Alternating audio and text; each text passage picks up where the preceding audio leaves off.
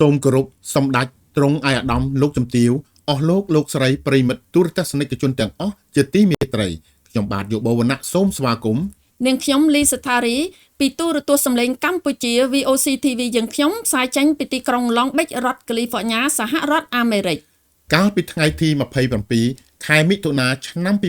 2025នៅទីក្រុង Long Beach រដ្ឋ California សហរដ្ឋអាមេរិកបានប្រារព្ធពិធីអបអរសាទរខួបអនុស្សាវរីយ៍លើកទី74ថ្ងៃបង្កើតគណបក្សប្រជាជនកម្ពុជាថ្ងៃទី28ខែមិថុនាឆ្នាំ1951មកដល់ថ្ងៃទី28ខែមិថុនាឆ្នាំ2025ក្រុមការដឹកនាំរបស់សម្ដេចអគ្គមហាសេនាបតីតេជោហ៊ុនសែនប្រធានព្រឹទ្ធសភាជាតិនិងជាប្រធានគណបក្សប្រជាជនកម្ពុជាមានប្រជាពលរដ្ឋខ្មែរប្រធានអនុសាខាបក្សនិងក្រុមការងាររៀបចំអង្គការចាត់តាំងយុវជនគណៈបក្សប្រជាជនកម្ពុជាសមាជិកាអ្នកគាំទ្រទាំងភ្ញៀវជាតិនិងអន្តរជាតិបានចូលរួមអបអរសាទរគាំទ្រគណៈបក្សប្រជាជនកម្ពុជាយ៉ាងច្រើនកុះករដោយក្តីសោមនស្សរីករាយក្រៃលែងក្រោមអធិបតីភាពឯកឧត្តមកុយគង់ឯកអគ្គរដ្ឋទូតកម្ពុជាវិសម្បាញ់និងពេញសមត្ថភាពនិងជាប្រធានគណៈបក្សប្រជាជនកម្ពុជាប្រចាំសហរដ្ឋអាមេរិកនិងមិចស៊ីកូ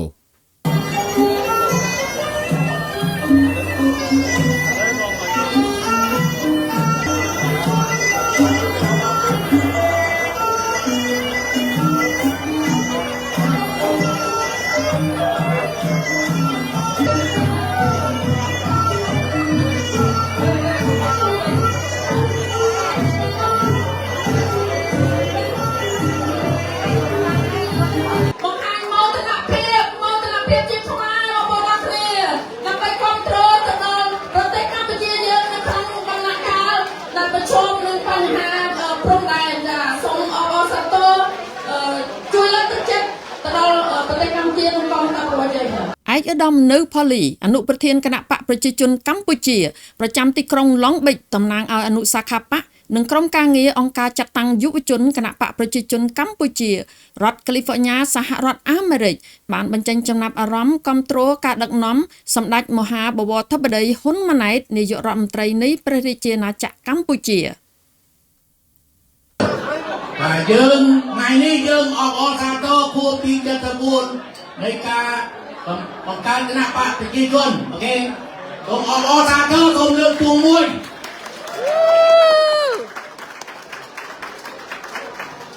បាទលើកទួងជាតិលើកទួងបក្សកវីនឹងបង្ហាញអាចោសៀមថាឲ្យមកនៅអាមេរិកហើយក៏នៅតែស្រឡាញ់កម្ពុជាក្រោមការដឹកនាំរបស់តេជោហ៊ុនសែននិងធិបតីហ៊ុនម៉ាណែតនិងកងទ័ពដែលកំពុងតទល់ជាមួយពួកអាចោសៀមយើងយកព្រានាជាណាចក្រកម្ពុជា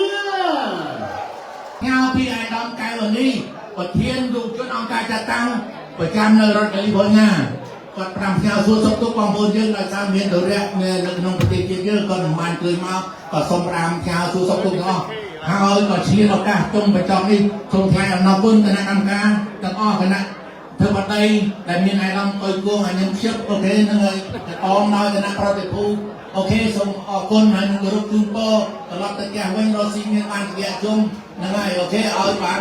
មានប្តីមានប្រពន្ធមកមានទៅលេងស្រុកយើងកុំឲ្យខ្លាចនឹង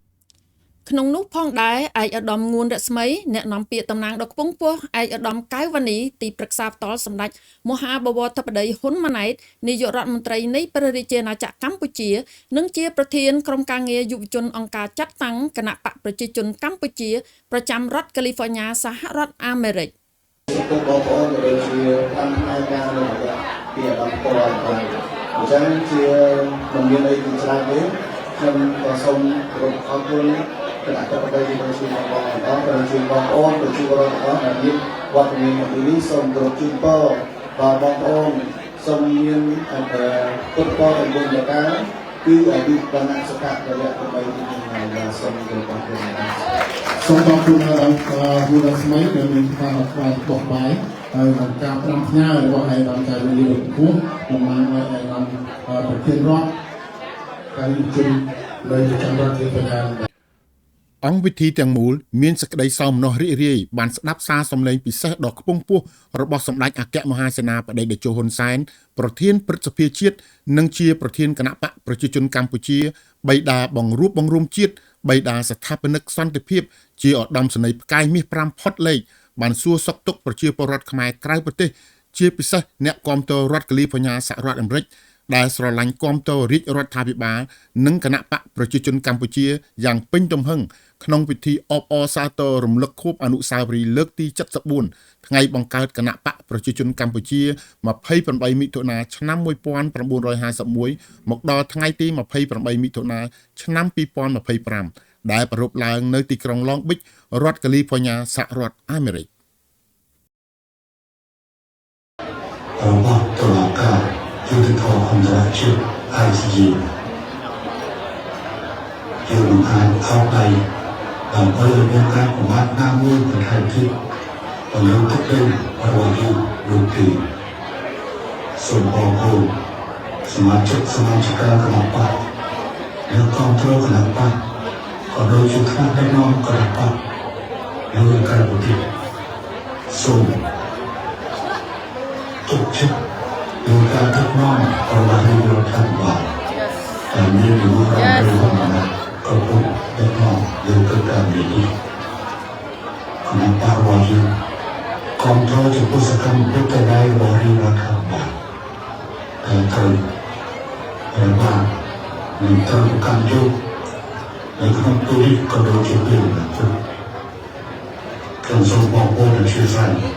ខ្ញុំជិះគឺសារនេះចេញទៅមុនពេលនៅថ្ងៃមុនឲ្យខ្ញុំមកដឹងថាសកម្មភាពនៅក្នុងប្រទេសថៃរបស់បងថៃទៀតគឺទីពួកខ្ញុំពេលនោះក៏មានកិច្ចការដែលត្រូវធ្វើហើយក៏មានការរវល់ឆ្លងជាការនេះខ្ញុំផ្សាយជូននៅសារនេះទីជួនជាបរិយាកាសទៅសូមអរគុណចំពោះការគ្រប់គ្រងទាំងឡាយនៃសាខាបកគណៈបករបស់យើងប្រចាំនៅឯបរទេសជាពិសេសនៅលើទីក្រុងសូមអរគុណសម្រាប់ការជួយនិងសូមអរគុណជាមួយនឹងការស្ដាប់នៅសារសម្លេងរបស់ខ្ញុំសូមជូនពរថ្នាក់ដឹកនាំសមាជិកសមាជិកានិងក្រុមគ្រួសារគណៈបកទាំងអស់សូមប្រកបដោយសេចក្តីសុខសេចក្តីចម្រើនជាមួយនឹងពុទ្ធពរនិងពលទៅតាមការអាយុវណ្ណៈសុខៈពលៈកំបីមានគ្រាឡើងបងសែសូមអរគុណបងសែជយោគណៈបកប្រជាជនកម្ពុជាដ៏រុងរឿងជយោប្រជាជនកម្ពុជាជយោសម្ដេចអគ្គមហាសេនាបតីតេជោហ៊ុនសែនជយោសម្ដេចបវរធិបតីហ៊ុនម៉ាណែតនាយករដ្ឋមន្ត្រីនៃព្រះរាជាណាចក្រកម្ពុជាអ្វីដែលខ្ញុំចាប់អារម្មណ៍បំផុតគឺ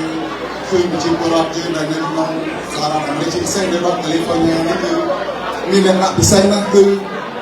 បានសារសម្ដេចតេជោលោកផ្ញើសារមកគឺវារែកទៅមករដ្ឋកាលីហ្វ័រញ៉ាតែម្ដងនេះជារឿងមួយពិសេសហើយទី2គឺសូមអរគុណដល់គូផលីគាត់ជាប្រធានអនុសាខាបងទីក្រុងឡុងបិច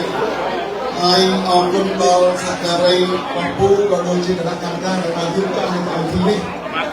ហើយសូមអរគុណដល់គ្រួសារខ្ញុំនិយាយជាគ្រួសារ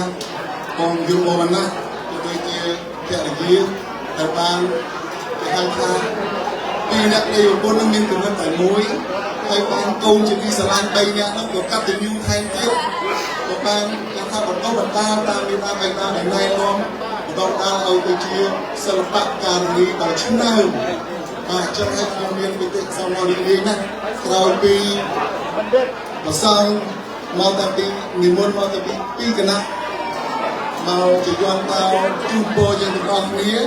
ក៏មានតំណាងទេវតាទាំង3ដួងបាទហើយសម្លៀកបំពាក់នេះល្អមែនទែនខ្ញុំសោតវាខ ថៃក៏ដោយឡាយក៏ដោយគេមានចំណងប្រពៃណីយើងទៅគាត់ទៅអត់ដូចទេតែពីសម្លៀកបំពាក់ទាំងកាយវិការរួមគឺមិនស័ក្តិសមដូចជាយើងទុនភ្លុនតែមិនទុនជ្រាបបាទអញ្ចឹងអ្វីដែលខ្ញុំចង់មានមតិបន្ថែមបន្តទៅនេះគឺផ្ដោតទៅលើអ្វីដែលថ្ងៃមុននេះដោយសារមានក្រុមសំឡេងស៊ីគេមកធ្វើសមាជមួយគឺនៅទីក្រុងឡុងបិទទីតែម្ដងដោយគេបង្កើតថ្ងៃសមាជថាចលនាជាតិតស៊ូដូច្នេះរឿងពាក់ព័ន្ធទៅនឹងគណៈបករឿងពាក់ព័ន្ធទៅនឹងប្រទេសជាតិដើម្បីពេញសម្ដេចតេជោហ៊ុនសែនលោកបានមានប្រសាសន៍ហើយស្មារតីទឹកចិត្តបងប្អូនប្រជាពលរដ្ឋយើងនៅរដ្ឋកាលីហ្វ័រញ៉ានេះស្ដែងតាមរយៈលោកពូផាលីគាត់មានប្រសាសន៍មួយនេះគឺថាបញ្ចេញអស់អត់មានលក្ខអីបន្តិចភាសាគាត់ស្ដាប់ភាសាចេញមកគឺថាច្បាស់លាស់ណាស់គឺឆន្ទៈខំសម្បាចំពោះបរទេសឈ្លានពានតែបំពេញហើយនឹងឆន្ទៈស្រឡាញ់ជាតិមាតុភូមិបើទោះជាប្រជាពលរដ្ឋយើងរស់នៅដល់លើទឹកដីដ៏ស្រស់ត្រកាលស្អាតនេះក៏ដោយក៏នៅតែមានស្មារតីជាតិនិយមទៅដល់ទីណាក៏ដោយឈាមខ្មែរដល់ទីនោះហើយក៏បានពំនាំនៅវប្បធម៌ប្រពៃណីជាតិយើងមករក្សានៅទីនេះដូច្នេះក្រុមសិល្បៈទាំងអស់ចាត់ទុកដូចជាទូតសុខឆន្ទៈដែលបានផ្សព្វផ្សាយវប្បធម៌ប្រពៃណីយើងដល់កន្លែងណាវប្បធម៌នឹងផ្សាយដល់កន្លែងនេះខ្ញុំសូមអរគុណច្រើនដែលបងអនុវត្តសិល្បករជើងចាស់ឥឡូវហ្នឹងគាត់បានរំដោះអ្នកស្នងបន្តទៀតហើយសូមសរសើរណាស់ដែលបានភរិយាមានគំនិតដូចគ្នាបើថាខុសគ្នាតែបន្តិចគឺទៅមួយនេះត្រូវអរគុណដែលជួយឲ្យសិល្បៈយើងមានការរីកចម្រើនបន្តទៀតហើយចំពោះសូមអរគុណចំពោះកិច្ចការងារដែលខ្ញុំទៅចង់ជម្រាបជូនបងប្អូននោះគឺក្នុងពេលដែលប្រទេសជាតិយើងកំពុងតែប្រឈមមុខជាមួយនឹងបរទេសឈ្លានពាននិងគម្រាមកំហែងក្នុងការឈ្លានពានដែលជាខ្មែរយើងគ្រប់និន្នាការនៅតែចង់អាឃាតគ្នាទៀតចង់អាឃាតគ្នានេះគឺមិនមែនធម្មតាទេអាឃាតចង់ទៅរបៀបថាទៅចូលខាងគេទៅទៀតណាបាទចំណុចមួយនេះវាជារឿងមួយអាម៉ាស់របស់ប្រទេសជាតិខាងណាស់អាម៉ាស់ណាស់ប្រទេសគេប្រទេសថៃនៅពេលដែលគេឆ្លោះគ្នាក្នុងរង្វង់របស់គេដល់ពេលគេប្រឈមជាមួយនឹងកម្ពុជាគេនាំភាសាកម្មគ្នាហើយខ្ញុំកំពុងរងចាំមើលតើ